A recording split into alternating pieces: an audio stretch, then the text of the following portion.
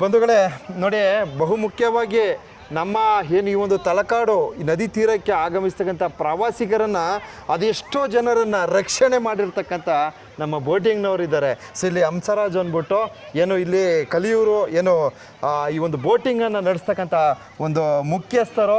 So ಇವರಿಂದ ನಾನು ಒಂದಷ್ಟು ಮಾಹಿತಿಗಳನ್ನ ಪಡಿತೀನಿ. ಸೊ ಇಲ್ಲಿ ಬಂದಂತಹ ಪ್ರವಾಸಿಗರು ಯಾವ ರೀತಿ ಇಲ್ಲಿ ನಡೆದುಕೊಳ್ಳಬೇಕು, ಈ ನೀರಿನಲ್ಲಿ ಯಾವ ರೀತಿ ಇರಬೇಕು ಅಂತಕ್ಕಂಥ ಕೆಲವು ಇಂಪಾರ್ಟೆಂಟ್ ವಿಚಾರಗಳನ್ನು ಇವರಿಂದ ತಮಗೆ ಸಲ್ಲಿಸ್ತೀನಿ. ಇವರು ಹೇಳಿದ್ರು, ಈಗ ನನಗೆ ಸಪ್ರೇಟಾಗಿ ಪರ್ಸ್ನಲಾಗಿ ಹೇಳಿದ್ರು, ಭಾಳ ಖುಷಿ ಆಯಿತು. ಯಾಕಂದರೆ ಎಷ್ಟೋ ಜನರನ್ನು ಪ್ರಾಣ ಅಪಾಯದಿಂದ ರಕ್ಷಣೆ ಮಾಡಿದ್ದೀವಿ ಅಂತಂತಂದರು. ಸೊ ಇವರು ಏನು ಈ ತರಹದ ಒಂದು ಪ್ರವಾಸಿ ತಾಣಗಳಲ್ಲಿ, ಈ ನದಿ ತೀರಗಳಲ್ಲಿ ತುಂಬಾ ಅತ್ಯವಶ್ಯಕ ಅಂತಕ್ಕಂಥ ಒಂದು ಸಂದೇಶವನ್ನು ನೀಡುತ್ತಾ, ಸೊ ಇವರಿಂದ ಒಂದಷ್ಟು ಮಾಹಿತಿಯನ್ನು ಪಡೆಯೋಣ.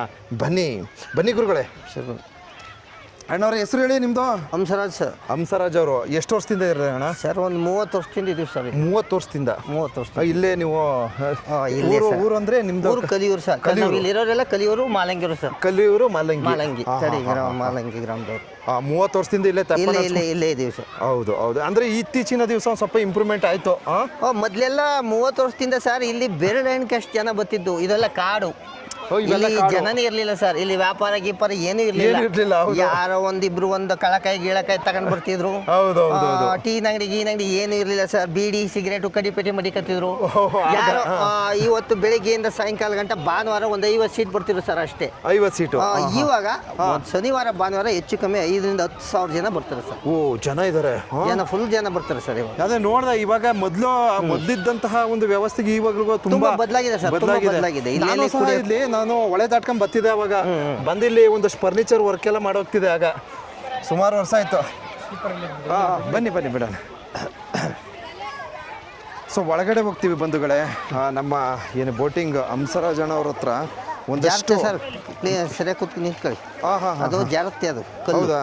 ಇದು ಜಾರತ್ತೆ ಸರ್. ಓಕೆ ಅಣ್ಣ, ಓಕೆ. ಅಷ್ಟು ಇದೆಯಲ್ಲ, ಹೋಗಿದ್ದೀವಿ ನಾವು. ಏನಾಕಿದ್ದಾರೆ ಅವನು ಕಳ್ಸಿ. ಎದುರುಗಡೆ ಕೂತ್ಕೊಳ್ಳಿ ಅಣ್ಣ. ನಾವು ಕೂತ್ಕೊತೀವಿ ನೋಡಿ.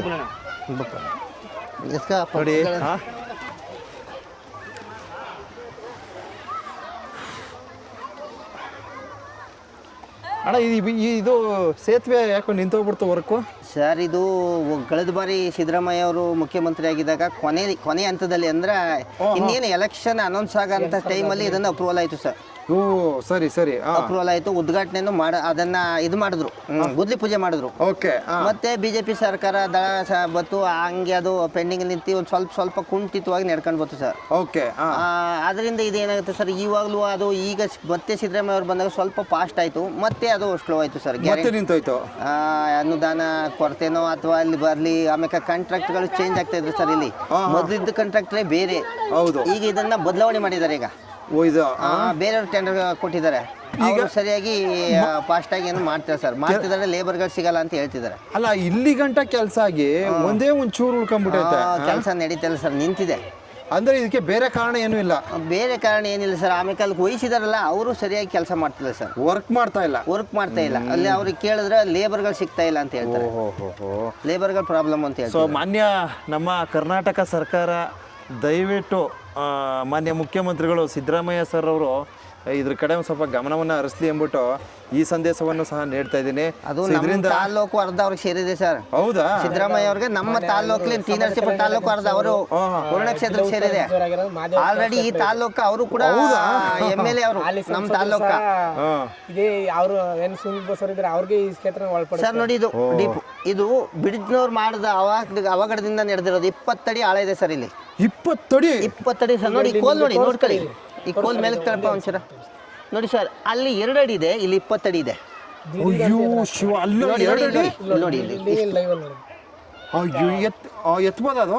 ಎತ್ಬೋದು ಸರ್. ನೋಡಿ ಇದು ಇಲ್ಲಿ ನಮಗೆ ಏನಾಗುತ್ತೆ ಸರ್, ಈಗ ಕೆಲವರು ಹುಡುಗರು ಏನು ಮಾಡ್ತಾರೆ, ಕುಡುಕರು ನೋಡಿ ಇಲ್ಲಿ ಮೇಲ್ಗಡೆ ಬಂದು ಹತ್ತು ಬಿಡ್ತಾರೆ, ನಾವು ಏನೇ ಹೇಳಿದ್ರು ಕೇಳಲ್ಲ, ನಾವು ಹೇಳಿದ ಮಾತನ್ನ ಅಲ್ಲಿಂದ ಜಂಪ್ ಮಾಡ್ತಾರೆ. ಜಂಪ್ ಮಾಡೋದು ಇಲ್ಲಿ ಒಂದೇ ಸಲ ಜಂಪ್ ಮಾಡಿದ್ರೆ 20 ಅಡಿ ಆಳದ, ಮತ್ತೆ ಪೈಪ್ಗಳಿದೆ ಒಳಗಡೆ. ಅಯ್ಯೋ, ರೋಡ್ಗೆ ಪೈಪ್ ಹಾಕಿದ್ರೆ ಸರ್, ಪೈಪ್ ಇದೆ ಅಲ್ಲೇ ಇದೆ, ಅದನ್ನು ತೋರಿಸ್ತೀವಿ. ಅಲ್ಲೇ ಇದೆ ಕಬ್ಬಣಗಳೆಲ್ಲ ಅಲ್ಲೇ ಇದೆ. ಅವರು ನೆಗದ ರಭಸಕ್ಕೆ ಹೋಗಿ ಅಲ್ಲಿ ಬಿದ್ದಾಗ ಪೈಪ್ ಕಿಪ್ ಏನಾದ್ರು ತಲೆ ಕೊಡ್ತು ಅಂದ್ರೆ ಅವ್ರು ಮತ್ತೆ ಮೇಲ್ ಬರ್ತಿರ್ಲಿಲ್ಲ. ನಾವು ಕಾಪಾಡಕ್ಕೂ ಆಯ್ತಿರ್ಲಿಲ್ಲ ಅವ್ರನ್ನ, ಯಾಕಂದ್ರೆ ನಾವು ಮೇಲ್ ಬಂದ್ರೆ ತಾನೇ ಕಾಪಾಡೋದು ಸರ್. ಅವರು 20 ಅಡಿ ಆಳ್ಗೋಗಿ ಕೆಳಗಡೆ ಮುಳುಗಿದವ್ರು ನಾವೆಂಗ ನಮ್ಗೆ ಕಾಣದೇ ಇಲ್ವಲ್ಲ, ಕಮ್ಮಿ ಇದೆ, ಒಳಗಡೆ ಹೊಟ್ಟೋಗ್ಬಿಡೋ ಸರ್. ಅಯ್ಯೋ, ನಾವು ಎಷ್ಟೇ ಹೇಳಿದ್ರು ಕೆಲವ್ರಿಗೆ ಅರ್ಥ ಆಗಲ್ಲ ಸರ್, ಅರ್ಥ ಆಗಲ್ಲ. ಫ್ಯಾಮಿಲಿಗೆ ಕೇಳ್ತಾರೆ, ಯುವಕರು ತಮ್ಮ ಹುಮ್ಮಸ್ಸು, ಕೆಲವ್ರು ಏನ್ ಮಾಡ್ತಾರೆ ಸರ್, ನಮ್ಗೆ ಆವಾಜ್ ಆಗ್ತಾರ, ನಿನ್ಗೆ ಹೋಗ ನಮ್ಮ ಮನೆಯವರೇ ನಮ್ಗೆ ಇದ್ ಮಾಡಲ್ಲ, ನೀ ಮನೆಯವರೇ ಕೇಳೋದಲ್ಲ, ನಿನ್ ಕೆಲಸ ಹೋಗೋ ಅಂತಾರೆ ಸರ್. ಗೊತ್ತು ನಾನು ಕೇಳಿದ್ದೀನಿ. ನಾವು ಒಂದ್ 4 ಜನ ಪ್ರಾಣ ಉಳ್ಸವಂತ ನಾವಲ್ಲಿ ಡ್ಯೂಟಿ ಮಾಡ್ತಿದ್ವಿ ಸ್ವಾಮಿ, ನಮ್ಗೆ ಒಡೆಕೆ ಬರ್ತಿದ್ರು. ಇಲ್ಲೂ ಆಗಿದೆ ಸರ್. ಇಲ್ಲಿ ಮೊದ್ಲು ನಾವೇನ್ ಮಾಡ್ತಿದ್ವು ಅಂತಂದ್ರೆ, ಇಲ್ಲಿ ನಮ್ಮ ಹೆಂಗಸರು ಮಕ್ಕಳನ್ನ ಚೂಡಾಯಿಸ್ತಾರ, ಮತ್ತೆ ಇಲ್ಲಿ ಕಿರಿಕ್ ಮಾಡಿದ್ರೆ ನಾವು ಹೊಡೆದು ಬಿಡ್ತಿದ್ವಿ ಸರ್, ಹೊಡೆದು ಬಿಡ್ತಿದ್ವು. ನಮ್ಮ ಮಾತು ಕೇಳಲಿಲ್ಲ ಇವರು, ಅತಿ ಮೀರಿ ಅವ್ರು ಗಾಂಚೇರಿ ಮಾಡಿದ್ರೆ ಹೊಡೆದು ಬಿಡ್ತಿದ್ವು. ಇಲ್ಲಿ ಆನಂದ್ ಸರ್ ಅಂತ ಒಬ್ರು ಸಬ್ ಇನ್ಸ್ಪೆಕ್ಟರ್ ಬಂದ್ರು, ಆವಾಗಲೂ ಕೂಡ ಹಿಂಗೆ ಒಬ್ರು ಕುಡಿದು ಗಲಾಟೆ ಮಾಡಿದ್ರು. ಒಂದ್ 4 ಜನ ಸಿಕ್ಕಾಪಟ್ಟೆ ಗಲಾಟೆ ಮಾಡ್ತಿದ್ರು, ಹುಡುಗಿರ್ಗೆ ಕಲ್ಲಿಗೆಲ್ಲ ಹೊಡಿತಿರು. ನಾವು ಅವ್ರಿಗೆ ಹೊಡೆದ್ಬಿಟ್ಟು ಚುಡಾಯಿಸೋದು ಒಂದ್ 10 ಜನ 20 ಜನ ಒಂದ್ ಗುಂಪು ಬರುತ್ತಾ, ಈ ಗಂಡ ಹೆಂಡತಿ ಇಬ್ಬರೇ ಬರ್ತಾರ ಪಾಪ, ಅವ್ರನ್ನ ಚುಡಾಯಿಸೋದು ಅದನ್ನ ನಮ್ ಜವಾಬ್ದಾರಿ ಸರ್. ನಾವ್ ಇಲ್ಕೊಂಡು ನಾವಿಲ್ಲ ಅನ್ನ ತಿನ್ಕೊಂಡು ಅವ್ರನ್ನ ಕಾಪಾಡ್ಬೇಕು ಅನ್ನೋ ನಮ್ ಜವಾಬ್ದಾರಿ. ಆ ವಿಚಾರದಲ್ಲಿ ನಾವು ಗಲಾಟೆ ಆದಾಗ ಒಂದ್ 7-8 ಸೀಟ್ ಇದ್ರು ಸರ್. ಅವರು ಒಂದ್ ಹುಡುಗಿನ ಒಡೆಯಕ್ಕೆ ಬಂದ್ಬಿಟ್ಟು ಸರ್, ಅವರು ಹುಡುಗಿನ ಅವ್ರು ಚುಡಾಯಿಸ್ತದಲ್ಲಿ ಅವ್ರ ಗಂಡ ಕೇಳಕ್ ಹೋದಾಗ ಗಂಡನ ಹೊಡೆದ್ಬಿಟ್ರು. ಹಾಗೇನ್ ಮಾಡಿದ್ರು, ನಾವು ಹೋಗಿ ಅವ್ರನ್ನ ಹೊಡೆದ್ಬಿಟ್ಟು ಸರ್. ಆವಾಗ ಆನಂದ್ ಸರ್ ಹೇಳಿದ್ರು, ನೀವು ಹೊಡಿಬೇಡಿಕಪ್ಪ, ನೀವು ಜೀವನ ಮಾಡಕ್ಕೆ ಹೆಂಡತಿ ಮಕ್ಕಳು ಸಾಕೋಸ್ಕರ ನೀವು ಇಲ್ಲಿ ಬಂದು ಇದ್ದಿದ್ರಿ, ನಿಮ್ಮದು ಒಪ್ಕೋತೀನಿ, ನೀವು ಎಷ್ಟೋ ಜನ ಜೀವ ಉಳಿಸಿದ್ರಿ, ಒಳ್ಳೇದ್ ಮಾಡಿದ್ರ. ಆ ಜೀವ ಉಳಿಸಿರೋದು ಒಂದು ಅದೇ ಬೇರೆ, ಆದ್ರೆ ಒಂದು ಪ್ರಾಣ ಹೋದಾಗ ಇದೇ ಕಾನೂನು ನಿಮ್ಮನ್ನ ರಕ್ಷಣೆ ಮಾಡಲ್ಲ. ಸಾವಿರಾರು ಜೀವ ಉಳಿಸಿರೋ ನಿಮ್ಗ ಒಂದು ಜೀವ ಹೋದಾಗ ನೀವು ಜೈಲ್ಗೆ ಹೋಗ್ಬೇಕಾಯ್ತ. ನಿಜ. ಆದ್ರಿಂದ ನೀವು ಯಾವ ಕಾರಣಕ್ಕೂ ಕಾನೂನ ಕೈಗೆ ಎತ್ಕೊಬೇಡಿ. ನಿಮ್ಗೆ ಏನೇ ತೊಂದರೆ ಆದ್ರೂ, ಯಾವುದೇ ಸಂದರ್ಭದಲ್ಲಿ ಬೇಕಾದ್ರೂ ಸರ್, ಅದು ಅಲ್ಲಿ ದೀಪ ಕಾರಣ ಏನು ಅಂದ್ರೆ ಇದೆ ಸರ್. ನೋಡಿ ಇಲ್ಲಿ ಬಿದ್ದಿದೆ ಅಲ್ಲ ಕಲ್ಲು, ನೋಡಿ ಅಲ್ಲಿ ಕಲ್ಲುಗಳನ್ನ ನಾವು ಇದನ್ನ ರಸ್ತೆ ಮಾಡಿ ಇದನ್ನ ಕಾಮಗಾರಿ ನಡೆಸಬೇಕಾದ್ರೆ ಇಲ್ಲಿ ರೋಡ್ ಮಾಡಿದ್ರು ಸರ್. ಇಲ್ಲಿ ಈ ಕಡೆಯಿಂದ ಆ ಕಡೆ ರೋಡ್ ಮಾಡಿದ್ರು. ಅವ್ರ ರೋಡ್ ಮೇಲ್ಗಡೆ ಮಣ್ಣು ಎತ್ತಿದ್ರೆ ಹೊರತು ಕಲ್ಲನ್ನು ಎತ್ತಲಿಲ್ಲ ಅವರು. ಅದೆಲ್ಲ ಬಾರಿ ಗಾತ್ರ ಕಲ್ಲೆಲ್ಲ ನೋಡಿ ಕಾಣ್ತಿದೆ ನೋಡಿ. ಇದು ಯಾವ್ದು ಇರ್ಲಿಲ್ಲ ಸರ್, ಇದು ಯಾವ್ದು ಇಲ್ಲಿ ಇರ್ಲಿಲ್ಲ. ಇಲ್ಲೆಲ್ಲ ಮರಳಿಂದ ಕುಡಿತಾ ಹೊರತು ಒಂದು ಕಲ್ಲು ಇರ್ಲಿಲ್ಲ. ಈಗ ಏನಾಯ್ತು ಸರ್, ಈಗ ಏನೇ ನೀರು ಬಂದ್ರು ಈ ಭಾಗದಲ್ಲಿ ಯಾವುದೇ ಎಫೆಕ್ಟ್ ಇಲ್ಲ. ಇದು ಕಲ್ಲಿದೆ, ಇದನ್ನ ಎತ್ತಕ್ಕಾಗಲ್ಲ. ಆ ಭಾಗದಲ್ಲಿ ಅದು ಏನೇ ಮಾಡಿದ್ರು ಅದು ಮುಚ್ಚಕ್ಕಾಯ್ತಲ್ಲ ಸರ್. ಮೇಲ್ಗಡೆ ಎತ್ಬಿಡ್ತಾ 20 ಅಡಿ ಆಳ ಹಂಗೆ ಉಳ್ಕೊಬಿಡ್ತು. ಆಳ ಇದೆ, ಜನಗಳಿಗೆ ಗೊತ್ತಾಯ್ತಲ್ಲ. ಜನಗಳಿಗೆ ಗೊತ್ತಾಗಲ್ಲ ಸರ್. ಏನ್ ಗೊತ್ತು, ನದಿ ಅವ್ರಿಗೆ ಏನ್ ಮಾಡ್ತಾರ, ಎಲ್ಲ ಒಂದೇ ನೀರು ಸಮ್ಮಾಗಿದೆ, ಆ ಅಡಿ ಆಳನೂ ಸಮ್ಮಾಗಿರುತ್ತೆ ಅಂತ ತಿಳ್ಕೊಂಡ್ರ. ನೀರು ನದಿಲಿ ಒಂದೊಂದು ಹೆಜ್ಜೆಗೂ ಬದಲಾವಣೆ ಐತೆ ಸರ್. ನದಿಲಿ ಮಾಹಿತಿ ಕೊಡ್ತೀನಿ ನೋಡಿ ಬಂಧುಗಳೇ. ನಾವು ಲಾಸ್ಟ್ ಟೈಮ್ ಹೇಳ್ತಿದ್ವಿ ನೋಡಿ, ಇಂಥ ಜಾಗದಲ್ಲಿ ಸುಳಿಗಳಿದೆ, ಇಂಥ ಜಾಗದಲ್ಲಿ ನೋಡಿ ಜಲಪಾತದ ಮೇಲ್ಭಾಗಕ್ಕೆ ಹೋಗ್ತಕ್ಕಂಥವ್ರಿಗೆ ಅನಾಹುತ ಅಪಘಾತಗಳು ಯಾವ ರೀತಿ ಆಗ್ತದೆ ಅಂತ ನಾನು ಇಂಪಾರ್ಟೆಂಟ್ ಸಂದೇಶಗಳನ್ನು ನಾನು ಬರ್ಚಿಕ್ಕಿಲೆಲ್ಲ ಕೊಡ್ತಾ ಇದ್ದೆ. ಅದು ಒಂದು ಸೂಕ್ಷ್ಮ ಗೊತ್ತಾಗಲ್ಲ. ಈಗ ಜಲಪಾತದ ಮೇಕ್ ಹೋಗಿರ್ತಾರೆ, ಅಲ್ಲಿ ಕೆಳಗಡೆ ಜಲಪಾತ ಅದನ್ನು ಅರಿವೇ ಇಲ್ಲ. ಆ ರೀತಿ ಪ್ರವಾಸಿಗರು ಹುಚ್ಚುತನದಲ್ಲಿ ಅವರು ಆಟವನ್ನು ಆಡ್ತಾರೆ. ಅದೇ ತರಹದ ಹುಚ್ಚುತನ ನೋಡಿ ಇಲ್ಲೂ ಸಹ ನಿರ್ಮಾಣವಾಗಿದೆ. ದಯವಿಟ್ಟು ಅರ್ಥ ಮಾಡ್ಕೊಳ್ಳಿ. ಕೇವಲ 2 ಅಡಿಯಲ್ಲಿ 20 ಅಡಿ ಆಳ ಅದನ್ನು ನೀವು ಗಂಭೀರವಾಗಿ ಗಮನಿಸಬೇಕಾಗುತ್ತೆ. ದಯವಿಟ್ಟು ನದಿ ತೀರಗಳಿಗೆ ಆಗಮಿಸಿ ಇಲ್ಲಿ ಪ್ರವಾಸಿ ತಾಣದಲ್ಲಿ ಸಮಯವನ್ನು ಕೊಡ್ತಕ್ಕಂಥ ಪ್ರವಾಸಿಗರು ದಯವಿಟ್ಟು ಹುಚ್ಚುತನವನ್ನು ಮೆರಿಬೇಡಿ ಅಂತ ಒಂದು ಸಂದೇಶ ನೀಡ್ತೀನಿ. ಸೊ ನಿಮ್ಗಳಿಂದ ಇತರರಿಗೂ ಸಹ ತೊಂದರೆ ಆಗುತ್ತೆ. ಅದೆಷ್ಟೋ ಜನಕ್ಕೆ ಗೊತ್ತಾಗಲ್ಲ ಪಾಪ. ಅವ್ರು ಏನು ಮಾಡ್ಬಿಡ್ತಾರೆ, ಆಕಸ್ಮಿಕವಾಗಿ ಗೊತ್ತಿಲ್ಲದೆ ಬಂದು ನೀರುಗಳಿಗೆ ಮುಳುಗಿ ಸಾವು ನೋವುಗಳಿಗೆ ಒಳಪಡ್ತಾರೆ ಅಂತಕ್ಕಂಥ ಒಂದು ಸಂದೇಶವನ್ನು ನೀಡ್ತಿದ್ದೀನಿ. ಸೊ ದಯವಿಟ್ಟು ಬರ್ತಕ್ಕಂಥವ್ರು ನೋಡಿ, ಅಲ್ಲಿ ಕೇವಲ 2 ಅಡಿಯಲ್ಲಿ 20 ಅಡಿ ಆಳೆಯಲ್ಲಿ ಒಂದು ಏನು ಈ ಒಂದು ಮೇಲ್ಸೇತುವೆ ನಿರ್ಮಾಣ ಮಾಡಬೇಕಾದ್ರೆ ಅಂತಹ ಒಂದು ಪರಿಸ್ಥಿತಿಯಲ್ಲಿ ನಿರ್ಮಾಣ ಆಗಿದೆ. ದಯವಿಟ್ಟು ಇದ್ರ ಕಡೆ ಗಮನವನ್ನು ಹರಿಸಿ ಅಂತ ಈ ಒಂದು ಮುಖ್ಯ ಸಂದೇಶವನ್ನು ಎಲ್ಲ ಪ್ರವಾಸಿಗರಿಗೆ ಅರ್ಪಣೆ ಮಾಡ್ತಾ ಇದ್ದೇನೆ. ಸೊ ಈಗಾಗಲೇ ತಲಕಾಡು ನದಿ ತೀರದಲ್ಲಿ ನಾವು ನದಿಯಲ್ಲಿ ಈ ಒಂದು ಮಾಹಿತಿಗಳನ್ನು ಕಲೆ ಹಾಕ್ತೀವಿ. ಅಣ್ಣ ಮತ್ತೊಂದು ವಿಚಾರ ಏನಪ್ಪ ಅಂದರೆ, ಈಗ 2 ಹುಡುಗಿರು ತೀರೋದ್ರು ಹೌದು ಸರ್. ಎಲ್ಲಿ ತೀರೋದ್ರು ಅವರು? ಸರ್ ಅವರು ನೋಡಿ ಅಲ್ಲಿ ಒಂದು ಮುಂದ್ಗಡೆ ಹೋದ್ರೆ ಕಾಣುತ್ತೆ ಸರ್. ಇಲ್ಲಿ ಮುಂದ್ಗಡೆ ಸ್ವಲ್ಪ ಹೋದ್ರೆ ಕಾಣುತ್ತೆ. ಈ ಕೆಂಪು ಅಲ್ಲಿ ಇದೆಯಲ್ಲ ಎಂಡು, ಅದರಿಂದ ಒಂದು 200 ಮೀಟರ್ ನೋಡಿ ಅಲ್ಲಿ ಪೈಪ್ ಕಾಣ್ತಿದೆ ನೋಡಿ ಸರ್. ಅಲ್ಲಿ ಒಂದು ಪೈಪ್ ಬಿದ್ದಿದೆ, ಇದು ಬಿಡ್ನವ್ರದೇ ಪೈಪ್ ಅದು. ಗೊತ್ತಾಯ್ತು ಗೊತ್ತಾಯ್ತು. ಆ ಪೈಪು ಅಂದ್ರೆ ಆವಾಗ ಸ್ವಲ್ಪ ನೀರು ಜಾಸ್ತಿ ಸರ್. ಅಲ್ಲಿ ನೀರು ಆಳ ಇಲ್ಲ ಸರ್, ಆಳ ಇಲ್ಲ. ಅವರೆಲ್ಲ ಅಲ್ಲಿ ಆಟ ಆಡ್ತಿದ್ರು. ಅವರ ಇಡೀ ಗುಂಪೆ ಇಲ್ಲಿ ಆಟ ಆಡ್ತಿದ್ರು ಸರ್. ಎಲ್ಲಿ ನಾವು ಇಲ್ಲಿ ಬಂದ್ಮಲ್ಲ ಬೋಟ್ ಹತ್ತದ್ಮಲ್ಲ, ಅವರು 80 ಸೀಟ್ ಇದ್ರು, ಅದರಲ್ಲಿ 75 ಸೀಟು ಅಲ್ಲಿ ಆಟ ಆಡ್ತಾ ಇದ್ರು. 75 ಸೀಟು ಅಲ್ಲಿ ಆಟ ಆಡ್ತಾ ಇದ್ರು ಒಂದು ಗ್ರೂಪ್. ಅವ್ರ 5 ಜನ ಮಾತ್ರ ನೋಡಿ ಆ ಪೈಪ್ ಇದೆಯಲ್ಲ ಸರ್, ಆ ಪೈಪ್ ಹತ್ರ ಹೋಗಿ ಆಟ ಆಡ್ತಾ ಇದ್ರು ನೋಡಿ. ಆ ಪೈಪ್ ಹತ್ರ ಆಟ ಆಡ್ತಾ ಇದ್ರು ನೋಡಿ. ಅದ್ರಿಂದ ಮುಂದೆ ಇದೆ ಅದು, ಆ ಫ್ಲಾಗ್ ಹಾಕಿದಾರಲ್ಲ, ಆ ಫ್ಲಾಗ್ ಇಂದ ಮುಂದೆ ಕಾಣ್ತಾ ಇದಲ್ಲ ಒಂದು ಪೈಪ್ ಬಿದ್ದಿದೆಯಲ್ಲ ನೀರಲ್ಲಿ ಒಂದು ಗೊತ್ತಾಯ್ತು. ಆ ಜಾಗದಿಂದ ಇನ್ನೂ ಮುಂದಕ್ಕೆ ಹೋಗಿದ್ದಾರೆ ಅವರು. ಅಂದ್ರೆ ಒಂದ್ ರೀತಿ ಅವ್ರದ್ದು ತಪ್ಪಿದೆ. ಬೇಜವಾಬ್ದಾರಿ ತಾನೆ. ಅಲ್ಲಿ ಒಂದ 4 ಜನ ಹುಡುಗರು ಇದ್ರು ಸರ್. ನಾವೇನ್ ತಿಳ್ಕೊಂಡು ಈಗ ಸಾಮಾನ್ಯವಾಗಿ ಇಲ್ಲಿ ಏನ್ ಮಾಡ್ತಾರ, ಹುಡುಗಿರು ಬರ್ತಿರ್ತಾರೆ ಸರ್. ಕಾಮನ್ ಅದು ಲೋಕಲ್ ಬರ್ತಾರ. ಈ ಸುತ್ತಮುತ್ತ ಹಳ್ಳಿಯವರು, ನರಸೀಪುರ, ಕೊಳ್ಳೇಗಾಲ, ಈ ಕಡೆ ಸ್ಥಳೀಯರು ಇರ್ಬೋದು. ಹುಡುಗಿರು 4-5 ಜನ ಹುಡುಗರು, 4 ಜನ ಹುಡುಗರು ಇದ್ರಲ್ಲ, ಅವರು ಕಾಮನ್ ಆಗಿರ್ತಾರೆ. ನಮ್ಮ ಲೋಕಲ್ ಅಂತ ನಾವು ಸುಮ್ಮನಾಗಿದ್ದು ನಾವು ಅಲ್ಲದೆ ಬೇರೆ ನಾವು ಯಾರು ಸ್ಕೂಲ್ ಮಕ್ಕಳು ಅಂದ್ರೆ ನಾವು ಬೆದರ್ಸ್ಬಿಡ್ತಿದ್ವಿ. ಯಾಕಂದ್ರೆ ಸ್ಕೂಲ್ ಮಕ್ಕಳೆಲ್ಲ ಅಲ್ಲೇ ಇದ್ರು 75 ಸೀಟು. ಆಮೇಲೆ ಆ ಹುಡುಗಿರು ಏನ್ ಮಾಡಿದ್ರು, ತಕ್ಷಣ ಸರ್ ಇದ್ದಕ್ಕಿದ್ದಾಗೆ ಅವ್ರು ಏನ್ ಮಾಡಿದ್ರು, ಆ ಕಡೆ ಜಂಪ್ ಆದ್ರು. ಎಲ್ಲಿ ಹೇಳಿ, ನಮ್ಮ ತಲಕಾಡು ಭಾಗಕ್ಕೆ ಜಂಪ್ ಆದ್ರು. ಈ ಪೈಪಿಂದ ಉತ್ತರಕ್ಕೆ ಜಂಪ್ ಆದ್ರು. ಅಲ್ಲಿ ಆಳ ಇದೆ ಸರ್. ನಾವು ಆಗಲ್ಲಿ ಅಲ್ಲಿ ನಿಂತಿದ್ದು ನೋಡಿ, ನೀವು ನಮ್ಮ ಫಸ್ಟ್ ನೋಡಿದ್ರಲ್ಲ, ನೀವು ಅಲ್ಲೇ ಕೂತಿದ್ದು ನಾವು. ಆವಾಗ ಜಂಪ್ ಆಗ್ಬೇಕಾದ್ರೆ ನಾವು ಅಲ್ಲಿಂದ ಹುಡುಗರಿಗೆ ಹೇಳ್ದು, ಯಾವ ಹುಡುಗಿರು ಆಳ ಇರೋ ಕಡೆ ಬರ್ತಾರೆ ಸ್ವಲ್ಪ ಜಲ್ದಿ ಅವಾಯ್ಡ್ ಮಾಡಿ ಅಂತ. ಆಗೋ ನಮ್ಮ ಬೋಟ್ನವ್ರು ಓಡ್ಬಂದು ಸರ್. ಬಂದ ತಕ್ಷಣ ಏನು ಮಾಡಿದ್ರು ಹುಡುಗಿರು, ಅವ್ರು ಏನು ಮಾಡಿದ್ರು, ನೀರು ಫೋರ್ಸ್ ಇತ್ತಲ್ಲ ಸರ್, ಈ ಪೈಪಿನ ಮೇಲೆ ರೀತಿ ಇತ್ತಲ್ಲ, ಫೋರ್ಸ್ಗೆ ಏನು ಮಾಡ್ಬಿಟ್ರು, ಕಾಲು ಎತ್ಬಿಟ್ರು. ಎಲ್ಲ ಕಾಲು ಭೂಮಿಗೆ ಬಿಟ್ಟಿದ್ರು ಅವ್ರು, ಸಾಯ್ತಿಲ್ಲ ಸರ್. ಕಾಲು ಎತ್ಬಿಟ್ರಲ್ಲ, ನೀರಿನ ಫೋರ್ಸ್ಗೆ ತೇಲ್ಕೊಂಡು ಕೆಳಗಡೆ ಹೊಟ್ಟೋಗ್ಬಿಟ್ರು. ನಾವು ಮೇಲ್ಗಡೆ ಇದೆ ಗಾಳಿ ಬಿಡ್ತೀವಿ. ಆವತ್ತು ಪೂರ್ವದಿಂದ ಗಾಳಿ ಬೀಸ್ತಿತ್ತು ಸರ್. ಗಾಳಿ ಬೀಸ್ದಾಗ ಏನಾಯ್ತಾ, ನಮ್ಮ ಬೋಟ್ ಎಷ್ಟೇ ತಳ್ಳಿದ್ರು ಜಲ್ದಿ ಕವರ್ ಆಗಲ್ಲ ಸರ್, ಬೇಗ ಹೋಗಲ್ಲ. ನಮ್ಮ ಹುಡುಗರು 4-5 ಜನ ಹೋದ್ರು, ಅವರು ತೇಲ್ಕೊಂಡು ಹೋಯ್ತಾನೆ. ಆ ಹುಡುಗರು ಏನ್ ಮಾಡಿದ್ರು, ಇಲ್ಲಿ 4 ಜನ ಹುಡುಗರು ಇದ್ರಲ್ಲ ಸರ್, ಅವ್ರನ್ನ ಸೇವ್ ಮಾಡಕ್ಕೆ ಅವರು ಹೋದ್ರು. ಅವ್ರು ಯಾರಿಗೂ ಈಜು ಗೊತ್ತಿಲ್ಲ, ಅವರು ಮುಳುಗ್ಬಿಟ್ರು. 9 ಜನ ಮುಳುಗ್ಬಿಟ್ರು ಸರ್. 9 ಜನ ಮುಳುಗೋದ್ರು. 9 ಜನ ಮುಳುಗೋರು ಸರ್. ನಾವೆಲ್ಲ ಬಂದು ಫಸ್ಟ್ ಮೇಲ್ಗಡೆ ಇದ್ದಿದ್ದವನ್ನೆಲ್ಲ ಎತ್ಕೊಂಡು, ಹುಡುಗಿರೇ ಫಸ್ಟ್ ಮುಳುಗ್ಬಿಟ್ರು ಸರ್. ಆಮೇಲೆ ಹುಡುಗರು ಮುಳುಗ್ಬಿಟ್ರು. ನಾವು ಯಾರ್ಯಾರು ಕಾಣ್ತಾರೆ ಫಸ್ಟ್ 4-5 ಬೋಟ್ ಇದ್ಮೇಲೆ ಎಲ್ಲ ಸಿಕ್ತವ್ರನ್ನೆಲ್ಲ ಎತ್ತಿ ಹಾಕಬಿಟ್ಟು.